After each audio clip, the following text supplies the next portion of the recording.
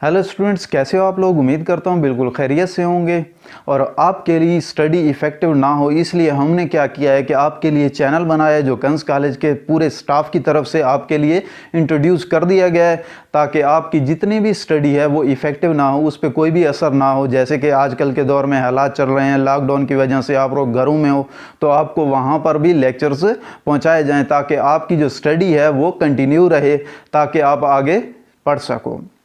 क्योंकि आपकी बोर्ड की क्लास है तो आप ये सारी चीज़ें कवर कर सको। कि आपके लिए एक अलहदा से चैनल बनाया जाए जिसके ऊपर हर सब्जेक्ट के आपके लेक्चर्स अपलोड होंगे और आपने क्या करना है कि घरों में बैठ के सिर्फ उसको देखना है और समझना है। जो भी कमेंट्स हो नीचे आप लिख सकते हैं, जिस चीज़ की समझ ना आ रही हो आप लिख सकते हैं कि सर जी हमें इस चीज़ की समझ नहीं आ रहा है। अच्छा, तो हम चलते हैं पहले लेसन की तरफ जो हमारे पास है कंप्यूटर इंट्रोडक्शंस। कि कंप्यूटर इंट्रोडक्शंस है क्या चीज़, कंप्यूटर क्या है, कंप्यूटर कैसे बना, हमारे पास कंप्यूटर की जो एवोल्यूशंस है, कंप्यूटर की जो हिस्ट्री है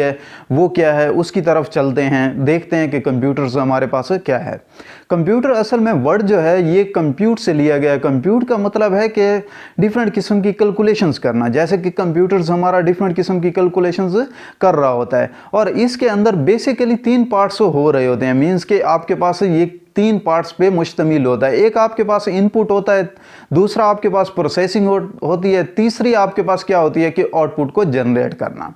अब पहले ये क्या करता है कि आपके पास कोई ना कोई चीज़ इनपुट ये लेता है, चाहे वो कीबोर्ड की मदद से है या आपके पास माउस की मदद से है या जॉयस्टिक की मदद से है, किसी भी मदद से आपसे इसको इनपुट दोगे फिर ये वर्क करता है, अदरवाइज ये ऐसे काम नहीं करता। फिर दूसरी चीज़ है इसके अंदर प्रोसेस करना है, जिसके अंदर क्या है कि आपके पास प्रोसेसर काम कर रहा होता है। अब जितने भी हम इंस्ट्रक्शंस देते हैं, जितना भी हम वर्क देते हैं कंप्यूटर्स को, वो पहले जाता है प्रोसेसर के अंदर और प्रोसेसर क्या करता है कि फर्दर आपको आउटपुट दिखा देता है स्क्रीन के ऊपर। अब मदरबोर्ड जो है इस पे सारा प्रोसेस हो रहा होता है, उसके अंदर प्रोसेसर इन्वॉल्व होता है, उसके अंदर रैम रोम कैश जितनी भी ये सारी चीज़ें हैं वो सारी इन्वॉल्व होती हैं और उस पे प्रोसेस करके हमें दिखा दिया जाता है, एक आउटपुट नज़र आ रहा होता है। जितना भी हम वर्क कर रहे होते हैं हमें आउटपुट शो हो रहा होता है, क्योंकि जितनी भी चीज़ें हम चाहे माई कंप्यूटर्स खोल रहे हैं या हम कोई रिसाइकल बिन को खोला हुआ है, कोई गेम ओपन कर रहे हैं, कोई मूवी देख रहे हैं, कोई MP3 सॉन्ग सुन रहे हैं, तो ये सारी चीज़ें जितनी भी हैं हमें स्क्रीन पे नज़र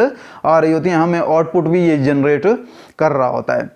तो ये चीज़ थी कंप्यूटर्स के अंदर सिंपल। इसकी जो हिस्ट्री है उसके बारे में कुछ थोड़ा सा डिस्कस कर लेते हैं कि इसकी जो हिस्ट्री है वो कैसे हमारे पास है या कैसे ये वजूद में हमारे पास आया। पहले था कि हमारे पास जो अबाकस की मशीन है,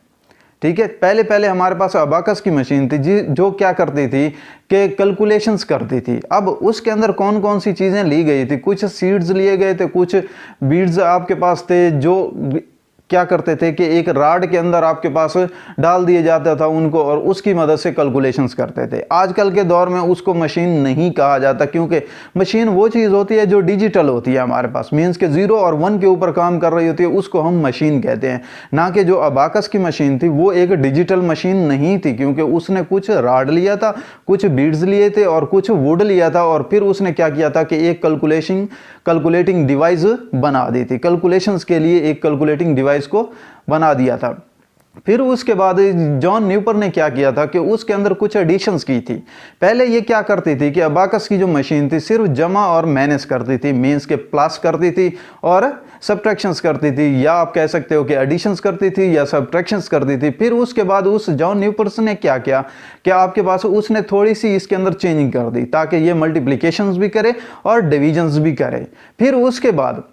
चार्ल्स बेबेज ने एक एनालिटिकल इंजन को डेवलप किया। 1618 में एनालिटिकल इंजन चार्ल्स बेबेज ने फिर डेवलप किया। फिर उसके अंदर से इसने क्या किया कि बहुत सारी चीज़ें डेवलप कर दी, मींस के मॉडर्न जितने भी हम कंप्यूटर्स देखते हैं उसको फादर ऑफ कंप्यूटर्स भी कहा जाता है चार्ल्स बेबेज को, क्योंकि जितना भी हमारा कंप्यूटर्स है वो सारा उसी के आर्किटेक्चर्स पर है, उसी से ही अखज़ किया गया है, उसी की बुनियाद पर इसको बनाया गया है। जो आपके पास फेल हो गया था ड्यू टू सम रीजंस, कि उस टाइम जो हमारे पास ये जो चार्ल्स बेबेज का एनालिटिकल इंजन था, जिसको हम फुली कंप्यूटर्स कहते थे, और ये इलेक्ट्रिकल कंप्यूटर्स था, उस टाइम ये फेल हो गया था क्योंकि उस टाइम इतनी टेक्नोलॉजी हाई नहीं थी, इतने ज़्यादा चीज़ें वहाँ पर मौजूद नहीं थी कि वो उसके अंदर यूज़ करते, इस्तेमाल करते। क्योंकि आजकल के दौर में बहुत ज़्यादा लेटेस्ट टेक्नोलॉजी आ चुकी है, लेटेस्ट चीज़ें आ चुकी हैं, जिनको आप मानते हो, जिनको आप यूज़ करते हो, तो वो बहुत ही चेंज हैं जो पहले हमारे पास कंप्यूटर्स होते थे। फिर उसके बाद फर्स्ट जनरेशन ऑफ कंप्यूटर्स थे जो 1940 से स्टार्ट हुए और 19 आपके पास 57 तक चले हैं, जो हमारे पास फर्स्ट जनरेशन ऑफ कंप्यूटर्स थे, जिनके अंदर वैक्यूम ट्यूब को यूज किया गया था। Vacuum thousands of the vacuum tubes एक कंप्यूटर्स के अंदर यूज करते थे, और ये बहुत ही बड़ा कंप्यूटर्स होता था साइज के अंदर, और ये बहुत ही ज्यादा हीट अप हो जाता था, बहुत ज्यादा जल्दी हीट अप हो जाता था। अब इसका कुछ ऐसी वजूहात थी जिसकी वजह से ये भी इतना ज़्यादा पॉपुलर नहीं था, क्योंकि इसको सिर्फ ऑर्गेनाइजेशंस ही यूज़ करती थी, कंपनीज, बड़ी बड़ी कंपनी ही इसको उस टाइम इस्तेमाल करती थी जो फर्स्ट जनरेशन ऑफ कंप्यूटर्स थे, क्योंकि thousands of the vacuum tube इसके अंदर यूज़ की जाती थी, और वो बहुत बड़ी एक स्पेस लेती थी, हीट अप देती थी, मीन्स के उसके अंदर जितना भी काम हो रहा होता था वो बहुत ज़्यादा हीट अप हो जाती थी, और इतनी ज़्यादा रिलायबल भी नहीं थी, इतनी ज़्यादा पायदार भी नहीं थी कि अच्छी थी कि हाँ ये इतनी देर तक चलेगी, कोई भी उसकी गारंटी नहीं होती थी, किसी भी टाइम वो फेल हो सकता था कंप्यूटर्स। तो ये हमारा पहला टॉपिक था, इंट्रोडक्शंस टू कंप्यूटर्स। उम्मीद करता हूँ कि आपको पसंद आया होगा। नेक्स्ट हम मज़ीद सेकंड जनरेशन्स पे जाएंगे, थर्ड जनरेशन्स के बारे में आपको बताऊंगा, फोर्थ जनरेशन्स के बारे में आपको बताऊंगा कि उनके अंदर कौन कौन सी चीज़ें इस्तेमाल की गई हैं, क्योंकि नेक्स्ट जो टॉपिक है आपका वही है। तो उम्मीद करता हूँ कि ये टॉपिक आपको पसंद आया होगा।